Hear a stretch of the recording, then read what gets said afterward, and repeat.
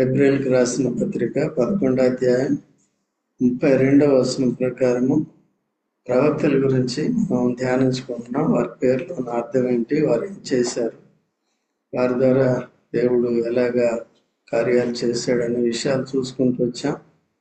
అయితే మేజర్ ప్రవక్తలు, మైనర్ ప్రవక్తలు, వీరి గురించి మనం ధ్యానించుకుంటూ వచ్చాం. ఇంకా కొంతమంది ఉన్నారు ప్రవక్తల గురించి కూడా మనం చూద్దాం. ఒకటి గాదు. ఈ గాదు అనే ప్రవక్త చూడండి, మొదటి సమయాలు 22వ అధ్యాయము, మొదటి సమయాలు 22 5వ వచనం దయచేసి చదవండి.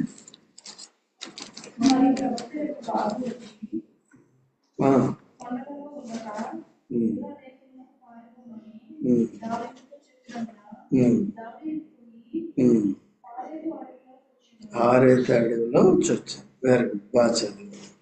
కాబట్టి గాద్ అనే అర్థం ఏంటంటే అదృష్టము అని అర్థము.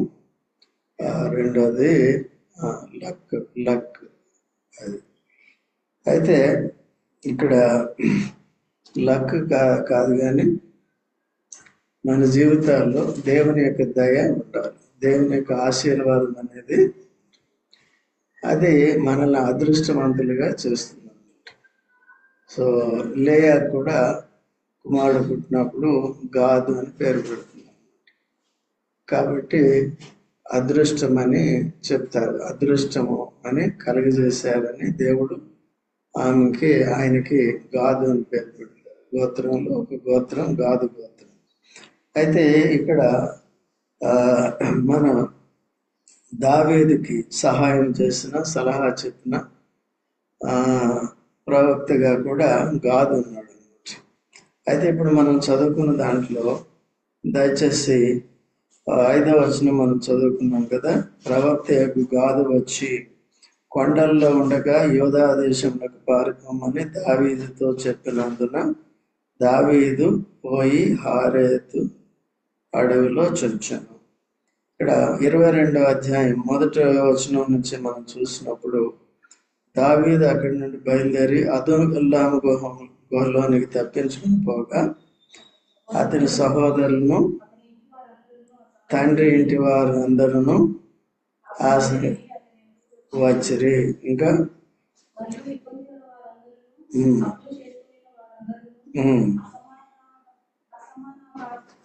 అసమాధానముగా ఉన్న వారందరూ అధిపతి ఆయన. ఇక్కడ ఆయన తరం పడుతున్నాడు, సౌలు రాజు చేత తరం పడుతున్నాడు. అయితే పైన అధ్యాయాలు కూడా అక్కడ చూడండి, 12వ వచనంలో 21వ అధ్యాయం 12వ వచనంలో కూడా చూసినప్పుడు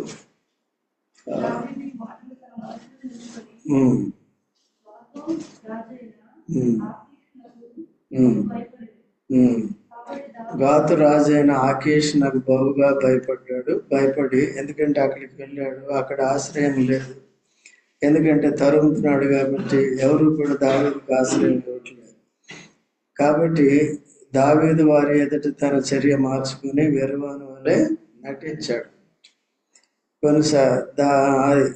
కాబట్టి ప్రాణాపాయం వచ్చినప్పుడు, లేకపోతే దేవుని యొక్క పోరాటంలో మనం ఉన్నప్పుడు, దేవుడు మనల్ని పరిశోధన చేస్తున్నప్పుడు, ఆత్మీయ జీవితంలో మనకి తర్ఫీదు ఇస్తున్నప్పుడు దేవుడు ఇటువంటి పరిస్థితులు గుండా నడిపిస్తాడు అన్నమాట దేవుని బిడ్డల్ని. అందుకనే చాలా జాగ్రత్తగా ఉండాలి. ఇక్కడ కూడా ఏంటంటే నేను ధైర్యవంతుడిని, నేను ఇది చేసేస్తా అది చేసేస్తా అని అనుకోకూడదు. ఆ పరిస్థితిని బట్టి, దేవుడిచ్చే ఆలోచన బట్టి మన ప్రవర్తన మనం మార్చుకునేది చూసుకోవాలి. ఇక్కడ ఏం చేశాడు, పిచ్చివాని వలె ఆకీష్ రాజు తను పట్టుకురండి అన్నప్పుడు పిచ్చివాని చేష్టలు చేస్తున్నప్పుడు 14వ వచనంలో కావున ఆకీష్ రాజు మీరు చూచితిరి కదా వానికి పిచ్చి పట్టినది, నా ఎదుకు వీరిని ఎందుకు తీసుకుని వచ్చేదిరి? పిచ్చి చేష్టలు చేయ వారితో నాకేం పని? నా సన్నిధిని పిచ్చి చేష్టలు చేయుటకు వీరిని తీసుకుని వచ్చేదిరేమి? వీడు నా నగరంలోనికి రా తగునా అని తన సేవకులతో చెప్పారు. కాబట్టి అక్కడ పిచ్చివాడని వదిలేశారు. తర్వాత అక్కడి నుండి బయలుదేరి ఎక్కడికి వచ్చాడు? అదుల్లాము గుహలోకి వచ్చాడు. వచ్చిన తర్వాత తన తల్లిదండ్రులు తన ఇంటి వారికి తెలిసినప్పుడు వారు కూడా ఏమొచ్చారు? ఆయన దగ్గరికి వచ్చారు. ఇంకెవరు వచ్చారు? ఇబ్బందులు గల వారందరూ, అప్పులు చేసుకున్న వారందరూ కూడా వచ్చారు కదా. అట్లా యేసుప్రభు దగ్గరికి ఎవరు వచ్చారు? యేసుప్రభు కూడా ఈ లోకంలో ఆశ్రయం లేదు. అందరూ కూడా నిరాకరించిన వారే. సొంత వారు నిరాకరించారు, ప్రతి వారు కూడా నిరాకరించిన వారే. ఆయనను అనేకుల భారాలను భరించడానికి, అనేకులను అదృష్టవంతులుగా చేయటానికి, అనేకుల్ని గాదులుగా చేయటానికి వచ్చాడు. ఎవరండి? సెలవులో అందరి పాపం శిక్ష భరించి ఏం చేశాడు? మనల్ని అందరినీ కూడా రక్షించినాడు. యేసు రక్తం చేత విమోచించాడు. కాబట్టి ఇప్పటికీ కూడా సంఘములో అనేకమైన ఇబ్బందులు కలిగారు. సంఘం అంటే అర్థం ఏంటి? అందరూ కూడా ఒకే స్థితిలో ఉండరు. ఆత్మీయ స్థాయి ఒకటే ఉండదు, తర్వాత భౌతిక స్థాయి కూడా ఒకటే. అనారోగ్యం కలిగిన వారు ఉంటారు, ఐక్య విచారములు కలిగిన వారు ఉంటారు. సో బతుకు భారభరితంగా ఉంటుంది. వీరందరి భారాలు భరించేదే సంఘం అన్నమాట. సంఘం అంటే ఎవరు? నేనా మీరా? నేనా మీరా? చూడండి, ఫిలిప్పీలకు రాసిన పత్రిక 1వ అధ్యాయము 1వ వచనం. ఫిలిప్పీ 1:1. దయచేసి త్వరగా చదవండి. ఫిలిప్పీలో ఉన్న గట్టిగా చదవమ్మా, స్పష్టంగా చదువు, గట్టిగా చదువు.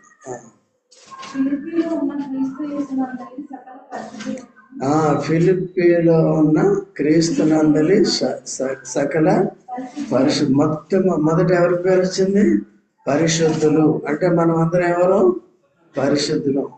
తర్వాత ఇక్కడ సేవకుడు అని లేదు, లేకపోతే ఇంకోటి లేదు. అందరం కూడా ఎవరు? మనం క్రీస్తు యేసులో పరిశుద్ధపరచబడిన సంఘము. తర్వాత అధ్యక్షులు, తర్వాత పరిచారకులు, తర్వాత క్రీస్తు యేసు దాసులైన పౌలు, తిమోతి కదా. వాళ్ళని లాస్ట్లో పెట్టుకున్నాడు కదా. క్రీస్తు యేసు దాసులు పౌలు, శీల రాయి. ఎవరికి రాస్తున్నాడండి? ఫిలిప్పీలో పరిశుద్ధులకు, అధ్యక్షులకు, పరిచారకులకు. సంఘం అంటే ఇది. కాబట్టి మనం అందరం కూడా కలిసి ఏం చేయాలి? ఎవరైనప్పటికీ కూడా సంఘం యొక్క భారాన్ని భరించే వరకు ఉండాలి. గలతీయులకు రాసిన పత్రికలో కూడా ఒక మాట ఉంటుంది చూడండి. 6వ అధ్యాయము 2వ వచనం దయచేసి చదవండి. 3వ చదవండి. ఒకరి భారములను ఒకడు భరించి క్రీస్తు నియమాలు. ఒకరి భారాలు ఒకరు ఎలా భరిస్తారు? ఒకవేళ నీవు అప్పులు చేస్తుంటే నీ అప్పు నేను తీర్చలేకపోవచ్చు. మనం అంతా ఏం చేయాలండి? ప్రార్థన చేయాలి. ఇప్పుడు దావీదు దగ్గరికి వీరంతా వచ్చారు. ఆయనే తిండి లేని పరిస్థితిలో ఉన్నాడు, ఆయనే నిరుత్సాహ పరిస్థితిలో ఉన్నాడు. ఆయన వీరి సమస్యలను ఎట్లా తీరుస్తాడు కదా. ఇక్కడ ఏం చేస్తున్నాడంటే దావీదుకి ఒక సైన్యాన్ని ఇస్తున్నాడు దేవుడు. ఎవరిని ఇస్తున్నాడు? నిరుత్సాహ పరిస్థితిలో ఉన్న వారిని ఇస్తున్నాడు. దావీదుతో పాటు ఆయన దగ్గర ఉన్న వారిని కూడా ఏం చేస్తాడు? పోషిస్తాడు కదా. అదే సంఘం. మనమంతా వచ్చాం. దేనికి వచ్చామండి? ఒకరి మీద ఒకరు ఆధారపడటానికి రాలేదు, కానీ ఒకరి కొరకు ఒకరి భారాలు ఒకరు దేవుని సన్నిధిలో అప్పచెప్పడానికి వచ్చాం. చూడండి, ప్రధాన యాజకుడు పాత నిబంధన గ్రంథంలో తీనవసరం లేదు. ప్రధాన యాజకుడు ఆయనకి డ్రెస్ ఎట్లా ఉంటుందంటే ఈ భుజం మీద ఫిల్ట్ ఏదో ఉంటుంది, దాని మీద ఉంటుంది. దీని మీద 6 ఇశ్రాయేలు గోత్ర కర్తల పేర్లు ఉంటాయి. ఈ కుడి పక్కన కూడా ఒక ఫిల్ట్ ఉంటుంది, దాని పేరు 6. మొత్తం ఎంతమంది? అంటే ఈ ప్రధాన యాజకుడు ఎవరి భారాన్ని భరిస్తున్నాడు? ఇశ్రాయేలు అందరిది. ఇప్పుడు ఈ సంఘం అంటే కూడా మన భారాన్ని అంతటిని భరించేది ఎవరు? ఈ ప్రధాన యాజకుడు ఏం చేస్తున్నాడు? ఓన్లీ భుజాల మీద పేర్లు రాసుకొని తీసుకెళ్తున్నాడు. మనం కూడా లిస్టులో పేర్లు రాసి వారి సమస్యలు ఏం చేస్తున్నాం? ప్రభు దగ్గర తీసుకెళ్తాం. తగిన సమయంలో వారి భారాలన్నీ తీరుస్తాడు. తీర్చిన తర్వాత ఏం చేయాలి? ఇప్పుడు కూడా ఒకరి భారాలు, నీకు భారం ఉన్నా ఇతరులు నీ భారం కొరకును ఇతరుల భారాల కొరకు మనం ఏం చేయాలి? ప్రార్థన చేయాలి. మన చింతలన్నీ కూడా ప్రభువు మీద వేయాలి. అది సంఘం అంటే. సంఘం అంటే అన్ని సమృద్ధిగా ఉండేది కాదు, అందరూ సరిగా ఉండేది కాదు. ఓకే, అందరు చాలినంతగా ఉంది అనేది లేదు. ఏదో ఒక సమస్య అనేది ఉంటుంది. లోకంలో ఉన్న వారికి ఉంటుంది, ఆధిక్యత లేదు. క్రీస్తులో ఉన్న వారికి ఆధిక్యతలన్నీ ఉన్నాయి. మన భారాలు ఎవరు భరిస్తున్నారు? క్రీస్తు భరించాలంటే ఏం చేయాలి? తీసుకురావాలి. ఓకే, ఆయన సన్నిధికి మనం తీసుకుంటాం. అట్లా ఈ గాది ఏం చేస్తున్నాడంటే, చూడండి ఇప్పుడు 5వ వచనం చదవండి. ఆయన దగ్గరికి వచ్చారు కదా, వచ్చిన తర్వాత ఎంతమంది వచ్చారు? అతని యొద్దకు ఎక్కువ తక్కువ 400 మంది వచ్చి ఉండరు. 2వ వచనం ఆఖరిలో, తరువాత దావీదు అక్కడి నుండి బయలుదేరి మోయాబులోని మిస్పేకు వచ్చి, దేవుడు నాకు ఏం చేయనది నేను తెలుసుకునే వరకు నా తల్లిదండ్రులు వచ్చి నీ వద్ద ఉండనిమ్మని మోయాబు రాజుతో చేశాను. తల్లిదండ్రులు ఏం చేస్తున్నారంటే మోయాబు రాజు దగ్గర పెట్టి, దేవుడు నాకేం చేస్తాడో, ఎట్లా నడిపిస్తాడో, ఈ పరిస్థితులను బట్టి ఏం చేయాలనేది ఏం చేశాడంటే దేవుని ఆలోచన కొరకు కనిపెట్టి. దేవుడు కామ్గా ఉన్నాడా? ఏం చేశాడు మరి? వెంటనే 5వ అధ్యాయం ఎప్పుడైతే దేవుని మీద ఆధారపడి మొదలు పెట్టాడు, వెంటనే 5వ వచనంలో ఎవరు వచ్చేసారు? ప్రవక్త గాదు వచ్చి. ఎవరు చెప్పారు ప్రవక్తకి? ప్రవక్తను రమ్మని అడిగాడా? ఎవరు చెప్పారు? ఎప్పుడు కూడా అక్కడ ఏటీసీ పైన గమనిస్తూనే ఉంటాడు, ఎవరి పరిస్థితులు ఎలా ఉన్నాయి, ఎవరి ఆలోచనలు ఎలా ఉన్నాయి. ఇప్పుడు నేను దేవుని ఆలోచన కొరకు కనిపెట్టాలి. ఎంతవరకు నేను ఈ రీతిగా ఎక్కడికి వెళ్ళాలి, ఎక్కడ పరిగెట్టాలి, ఎవరి మీద ఆధారపడాలి, ఏం చేయాలి. నేను ఒక్కడినే అనుకుంటే నా మీద ఎంతమందిని పెట్టావు? నా భుజాల మీద ఎంతమందిని పెట్టావు? కామ్గా ఉంటారే, చదవలేదు. మరి అది తెలీదా? మైండ్ షార్ప్గా పెట్టుకో. ఎంతమంది? 4. అదే మన సంఘంలో ఎంతమంది? 50 మంది. 400 మంది పెట్టుకుంటే ఏమవుతుంది కదా? అందరి భారాలు భరిస్తున్నారా? భరిస్తుందా సంఘం అనేది కూడా చూసుకో. ఎట్లా భరించాలని కేవలం ఒక భౌతిక విషయాలు మాత్రమే కాదు, కానీ వారి ఆత్మీయ గుణగణాలు కూడా వారిని యాజకులుగా తీర్చిదిద్దే బాధ్యత. అందరి భారాలు కూడా, కొందరి భారం అన్నా కూడా భరించే రీతిగా విశ్వాసాలను మనం సిద్ధపరచాలి. ఓకే, పరిశుద్ధులు ఎప్పుడు కూడా మీరు ప్రకటనలో చూసినప్పుడు కూడా పరిశుద్ధులే ముందుంటుంది. నేను ఒకవేళ సేవకుడిని అనుకుంటే ముందు పరిశుద్ధుడు, తర్వాత సేవ సరిగ్గా చేస్తే సేవకుడు అనొచ్చు. అందుకని సేవకుడు అనిపించుకోవడం కానీ పెద్ద గద్ద అనిపించుకోవడం కానీ నాకు ఇష్టం లేదు. నేను కూడా ఎవరిని? పరిశుద్ధుడు. ఏం చేయాలి? దేవుడు నాకు ఇచ్చిన పరిచర్య మీ సంఘ క్షేమం కొరకు, దేవుని మహిమ కొరకు, దైవ చిత్తానుసారంగా చేయాలి.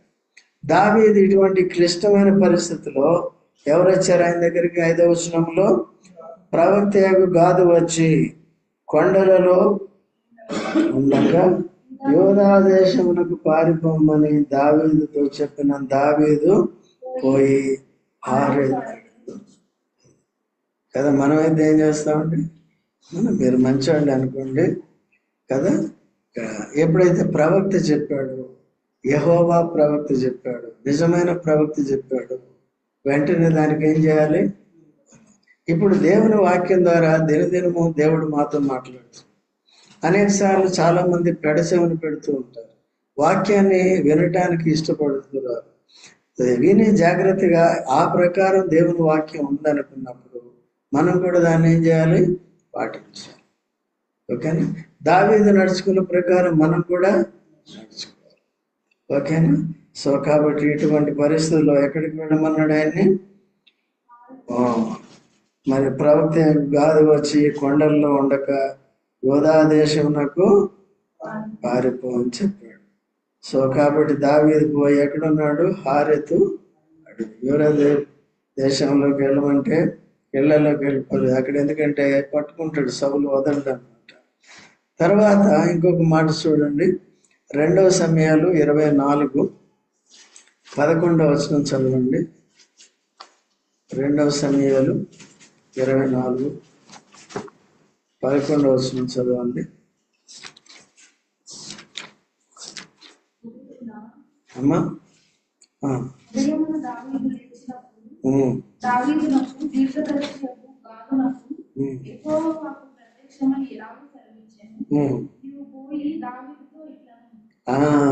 ఏం చేయాలండి? ఇక్కడ మళ్ళీ దావీదునే ఎదుర్కోవటానికి వచ్చాడు. ఎవరు? ప్రవక్త అయినా గాదు. ఎందుకంటే ఉదయమున దావీదు లేచినప్పుడు దావీదునకు దీర్ఘదర్శి గాదు నాకు యెహోవాకు ప్రత్యక్ష. ఎందుకు ప్రత్యక్షమైంది? ఏమని ప్రత్యక్షమైందో తర్వాత చూద్దాం. తర్వాత ఎందుకు ప్రత్యక్షమైంది? 24వ అధ్యాయం 1వ వచనం చదువుదాం. ఇంకొక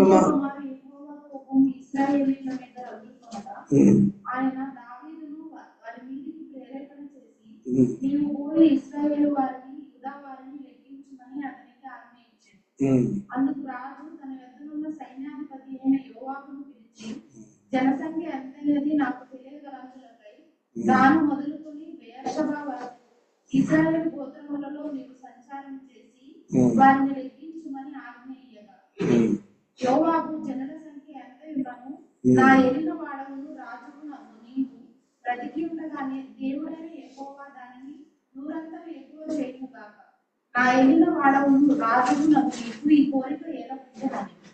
చూసారండి, ఇక్కడ ఏమైందంటే యెహోవా కోపము ఇశ్రాయేలు మీద రగులుకొనగా ఆయన దావీదుని ఏం చేశాడు? వారి మీదకి ప్రేరేపణ చేసి నీవు పోయి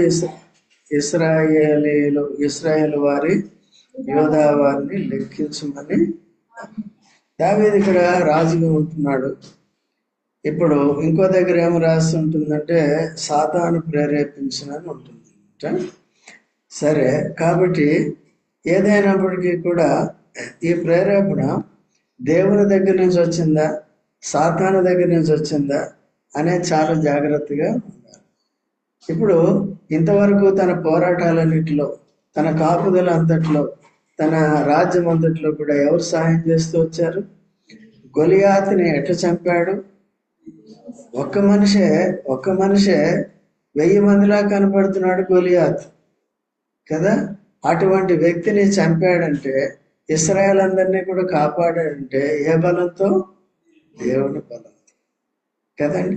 తర్వాత ఇక్కడ చూసినప్పుడు ఏమవుతుందంటే తిరిగి జనుల మీద ఆధారపడుతున్నాడు, మనుషుల మీద ఆధారపడుతున్నాడు. జనుల సంఖ్యను ఏం చేయాలి? ఎంతమంది? ఇప్పుడు యోవాబుకు ఏముంది? మంచి మనసు ఉంది, మంచి విశ్వాసం ఉంది. యోవాబు ఎవరు? సైన్యాధిపతి. ఎందుకు రాజా ఆయన పిలిచి జనుల సంఖ్య చూడబోయి అంటే, అప్పుడు యోవాబు జనుల సంఖ్య ఎంత ఉన్నానో నా ఎల్లవాడు రాజు నీవు బ్రతికి ఉండగానే దేవుడైన యెహోవా దాన్ని 100 ఎక్కువ చేస్తాడయ్యా. తక్కువ ఎక్కువ నువ్వు ఎందుకు ఆలోచిస్తున్నావు రాజా? వారు నా ఏలిన వాడు నువ్వు రాజు నువ్వు, నీకు ఈ కోరిక ఎలా పుట్టిన ఒకసారి పరీక్షించుకో. చిన్నవారు చెప్పినా పెద్దవారు చెప్పినా ఏం చేయాలండి? కొన్నిసార్లు సలహా చెప్తారు, కొన్నిసార్లు వాక్యం చెప్తారు. దేవుడు వారి ద్వారా మనతో ఏం చేస్తాడు? రాజు నేనా నువ్వా? నేను చెప్పినట్టు చేస్తావు, నువ్వు చెప్పినట్టు చేయాలా? అట్లాగే తొందరపాటు అనేది ఉండకూడదు. ఒకసారి చిన్నవాళ్ళు చెప్పినా కొన్నిసార్లు పిల్లల ద్వారా కూడా మాట్లాడుతారు. లేదా మన పరిస్థితులు ప్రతికూలంగా ఉన్నప్పుడు, ఒకవేళ మనం ఏదైనా తప్పు చేస్తున్నప్పుడు ఇవన్నీ కూడా జాగ్రత్తగా ఆలోచించి ఒకసారి పరీక్షించుకోవాలి. అది చెప్తాం. ఏమన్నాడు? ఒప్పుకోలేదు ఆ మాట చేత. 4వ వచనంలో ఆయనను రాజు యోవాబునకు సైన్యాధిపతులకును గట్టి ఆజ్ఞ ఇచ్చి ఉండట చేత యోవాబును సైన్యాధిపతులను ఇశ్రాయేలీయుల సంఖ్య చూచుటకై రాజు సముఖం నుండి బయలువెళ్ళి యోర్దాను నది దాటి యాజేరు తట్టున గాదు లోయ మధ్య నుండి పట్టణపు కుడిపార్శ్వమున ఉన్న 60 ఏళ్ళలో దిగి అక్కడ నుండి గిలాదునకు తక్మిన్ యోద్ది దేశమునకు వచ్చి మొత్తం 8వ వచనం. ఈ ప్రకారం వారు దేశమంతయు సంచరించి 9 నెలల 20 దినములకు తిరిగి యెరూషలేమునకు వచ్చారు. చూసారు ఎన్ని నెలలండి పాపం. అప్పుడు యోవాబు జనసంఖ్య వెరసి రాజునకు అప్పగించెను. ఇశ్రాయేలు వారిలో 18 గల 8 లక్షల మంది యోధులున్నారు. యూదా వారిలో 5 లక్షల మంది ఉన్నారు. చూసారా 8 లక్షలు ఇశ్రాయేల్లో ఉన్నారు. యూదా వారిలో మొత్తం ఎంతమంది? 13 లక్షల మంది ఉన్నారు. సో ఇప్పుడు ఈ లెక్క కట్టాడు, అంటే వీరి మీద ఆధారపడటం మొదలుపెట్టాడు.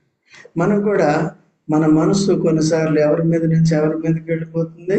చూడండి ఇర్మీయా గ్రంథం 9:23 చదవండి. టైం అయిపోయింది. ఇర్మీయా గ్రంథం 9:23 సెలవిచ్చుచున్నాడు.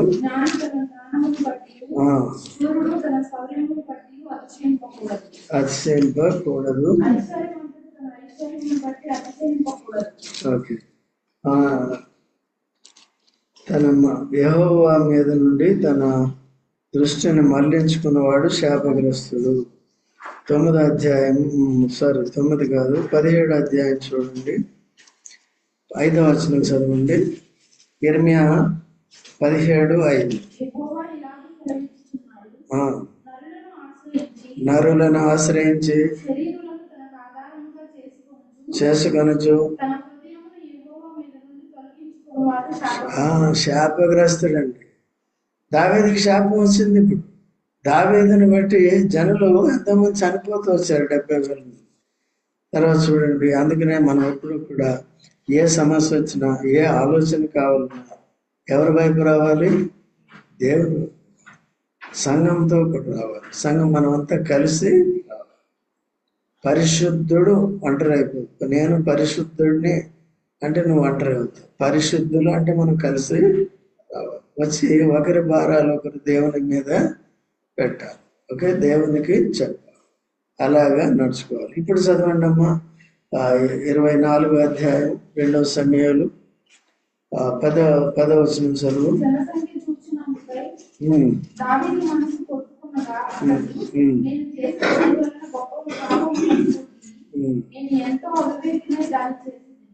ఇప్పుడు ఈ పశ్చాత్తాపం అప్పుడు ఆయన యోవాబు ప్రశ్నించినప్పుడు ఉంటే బాగుండేది కదా.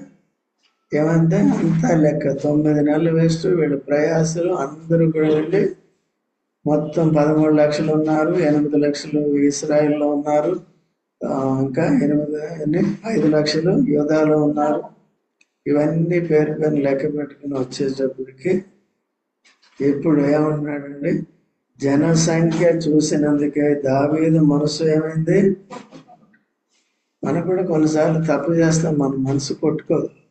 దావీదు మనసు ఏం చేసింది? కొట్టుకుంది. ఎందుకంటే ఒకసారి కప్పి పెట్టుకున్నాడు. వ్యభిచారం చేసినప్పుడు 2వ సమూయేలులోనే 11వ అధ్యాయంలోనే వ్యభిచారం చేసినప్పుడు హృదయాన్ని కఠినపరుచుకున్నాడు. అప్పుడు పశ్చాత్తాపడింది కదా, విరిగి 4 రోజులు. అక్కడి నుంచి మెత్తన మనసు వచ్చింది. మనకి ఎప్పుడైనా ఒకసారి తప్పు చేసినప్పుడు దేవుడు హృదయాన్ని విరగొట్టినప్పుడు, అప్పుడు దర్శించినప్పుడు అదే హృదయ స్థితి ఎప్పుడు కూడా కలిగి ఉంటారు. అయితే ఇక్కడ యోవాబు చెప్పినప్పుడు ఆ స్థితి లేదు, కానీ తర్వాత వెంటనే దేవుడు కార్యం చేశాడు. వెంటనే తానేం చేశాడు? హృదయం కొట్టు. మనం కూడా తప్పు చేసేటప్పుడు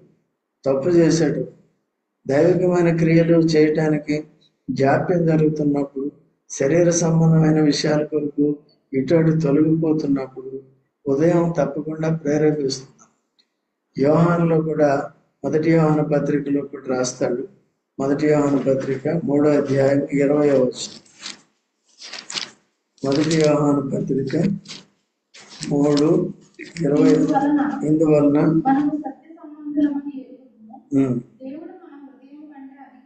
అధికుడై సమస్తమును ఎరిగి ఉన్నాడు గనుక మన హృదయం ఏ విషయములలో మన యందు దోషారోపణ చేయను ఆయా విషయములలో ఆయన ఎదుట మన హృదయములను హృదయాలను సమ్మతిపరుచుకోవాలి. ఆయన సమస్తాన్ని ఎరిగిన వాడు, మనల్ని గమనిస్తూనే ఉంటాడు, మన హృదయ స్థితిని గమనిస్తూనే ఉంటాడు. వెంటనే ఏం చేయాలి? సరిచేయాలి. కాబట్టి ఈయన యోవాబు హెచ్చరించినప్పుడు తన హృదయాన్ని మార్చుకోలేదు. ఇప్పుడు అర్థమైంది ఆయనకి. అర్థమైనందుకే నేను చేసిన పని వలన గొప్ప పాపము కట్టుకుంటుని. ఏదండి పాపం?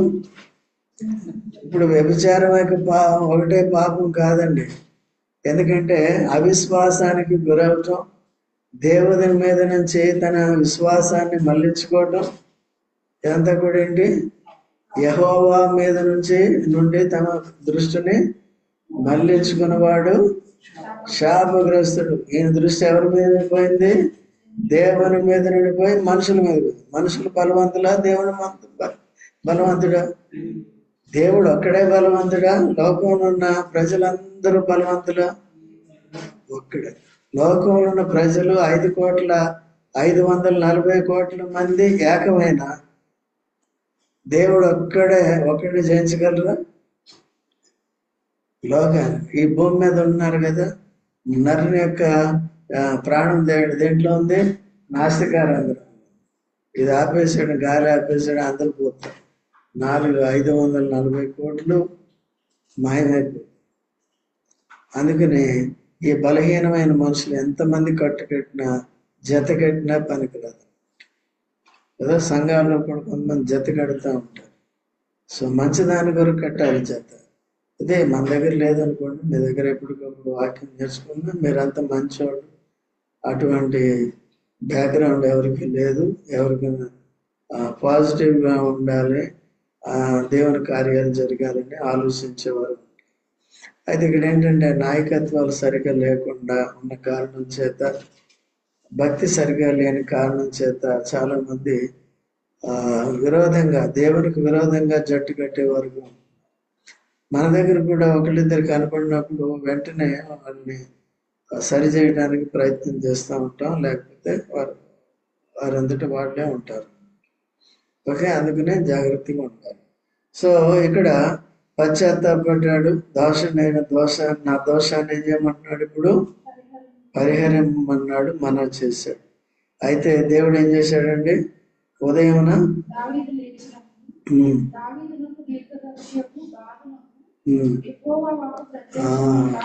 గాదిని లింక్ చేశాడు దేవుడు. ప్రవక్త అయిన ప్రత్యక్షమే ఏం చెప్పింది? ఇట్లనము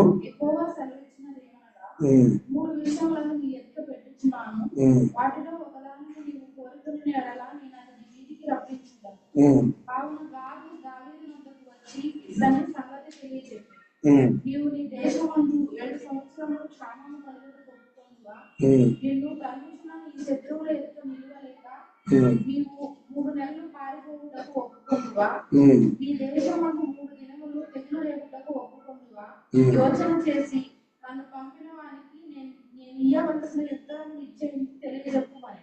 చూసారు, 3 శ్రమలు వాళ్ళ ముందు పెట్టాడు. 7 నెలలు శత్రువు ఎదురు పారిపోతావా? 3 నెలలు క్షామాన్ని, కరువుని అనుభవిస్తావా? లేకపోతే 3 రోజుల తెగులు కావాలా కోరికంటే దేవుని చేతిలో పట్టే మంచిది దయగలిగిన వాడని తెగులను కోరుకు. ఎంతమంది చనిపోయారండి?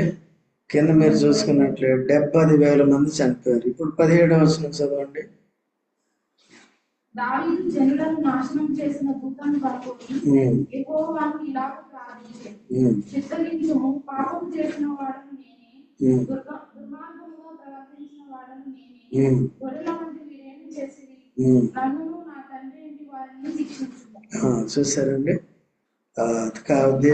దావీదు మళ్ళీ వీళ్ళకి చేసి పాపం చేసింది వీళ్ళు ఎందుకు వాళ్ళు చనిపోతున్నారంటే వాళ్ళని ఆధారం చేసుకున్నాం.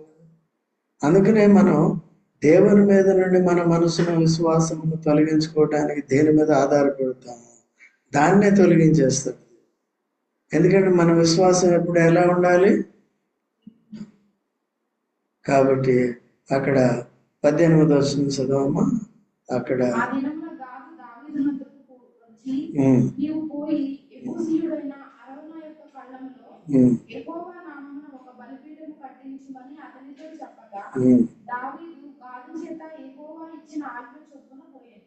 ఉమ్, అరౌనా రాజును అతని సేవకులను తన దాపునకు వచ్చుట చూచి ఉమ్, బయలుదేరి రాజునకు సాక్షాన నమస్కారం చేసి, ఉమ్, నా ఏలిన వాడవును రాజునకు నీవు నీ దాసుడనైన నా ఎద్దకు వచ్చిన నిమిత్తమేమని అడుగగా, ఉమ్, దావీదు ఈ తెగులు మనుషులకు తగలకుండా నిలిచిపోవునట్లు ఉమ్, యెహోవా నామమున ఒక బలిపీఠము కట్టించుటకై ఉమ్. నీ యొద్ద ఈ కళ్ళమును కొనవలెనని వచ్చితినని. అప్పుడు కొన్నాడు. తర్వాత 25వ వచనం చదవము. అక్కడ దావీదు యెహోవా నామమున ఒక బలిపీఠము కట్టించి ఉమ్, దహన బలులను సమాధాన బలులను అర్పించాడు. ఉమ్, యెహోవా దేశము కొరకు చేయబడిన విజ్ఞాపనలను ఆలకింపగా ఉమ్. ఆ తెగులు ఆగి ఇశ్రాయేలీయులను విడిచిపోయింది. తెగులు ఆగి ఏం చేసిందండి? బలి అర్పించే సమాధాన బలి, దాన బలి, సమాధాన బలి అర్పించే వరకు కూడా. కాబట్టి మనం చేసిన తప్పులు ఆదివారం కూడా అందుకనే పెట్టాడు. దేవునితో సమాధానపడి మొదట ఏం చేయాలి? దహన బలి అర్పించి తర్వాత ఏం చేయాలి? అనేక సార్లు మన హృదయం కూడా దేవుని మీద నుంచి తొలగిపోతుంది. దేని మీదకి వస్తుంది? మనుషుల మీదకి వస్తుంది, వస్తువుల మీదకి వస్తుంది, దేని మీదకి? దాని మీదకి వస్తుంది. అది లేకుండా జాగ్రత్తగా చూసుకో. సో ఎన్ని రకాలుగా దావీదుకి దేవుని యొక్క సమాచారం తెలియచేయటానికి, తను తిరిగి మారుమోసు పొందటానికి, తిరిగి అరౌనా ఆ కళ్ళములో అక్కడే సొలొమోను కూడా మందిరం కట్టాడు. బలులు, దహన బలులు అర్పించడానికి, ఆ తెగులు ఆగిపోవటానికి కూడా కారణం. ఓకేనండి. సో ఇన్ని నష్టాలు దేని బట్టి జరుగుతాయి? విశ్వాసాన్ని కోల్పోతే జరుగుతాయి కదా. ముఖ్యంగా నాయకులైన వారు జాగ్రత్తగా ఉన్నారు. మనమంతా కూడా నాయకులు. సో ప్రార్థన చేసేవారంతా కూడా ఎవరండి? కాదు. రాజంకులు ఒకడే కాదు, సంఘంలో మనమంతా కూడా ఎవరు? బాధ్యులు. చెప్తే కొంతమందికి అర్థం కాదు. ఆయన చెప్తే కూడా దావీదుకి అర్థం కాలేదు. ఎవరు చెప్తే? యోవాబు చెప్తే. యోవాబుకి మంచి విశ్వాసం ఉంది. అలాగా జాగ్రత్తగా. కొన్నిసార్లు సేవకులకి లేనటువంటి విశ్వాస ధైర్యాలు ఎవరికి ఉంటాయంటే విశ్వాసులకు ఉంటాయి. సేవకులకి లేని వారికి ఎవరుంటాయి? అందుకనే సేవకుడు గొప్ప సేవకుడు అని నేను నమ్మను కదా. అందుకని ఇతరుల సమస్యలు పరిష్కారం చేసేవాడు సేవకుడు. ప్రార్థన చేయి, దేవుడితో సరిగ్గా లింక్ పెట్టుకో, సరిగ్గా నువ్వు కూడా ఆధారపడు నీ సమస్యల కొరకు. ఇవన్నీ కూడా జాగ్రత్తగా చూసుకో. ఓకే. సో ఈ మాటలు గుర్తుపెట్టుకుని ప్రార్థన కొద్దిగా టైం ఎక్కువైపోయింది.